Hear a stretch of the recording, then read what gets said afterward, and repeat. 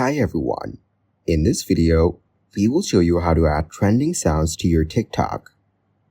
First, go to the TikTok app on your device. Once logged in, you will see the search icon on the top. Here, tap on it and search for trending songs in the search bar. Then, select the sounds option on the upper line. After that, you will get all the trending sounds and choose the one you want. Now, tap on it and you can use the song or add it to your favorites. Another way is to go back and tap on the plus icon shown in the center. Here, select the Add Sound option at the top and you will see the recommended songs. You can scroll down and tap on the search icon to provide here. In the next step, you can check all of the playlists by tapping on All.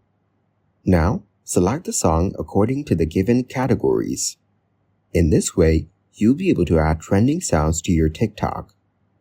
Thanks for watching, like the video, and subscribe to the channel for more content like this.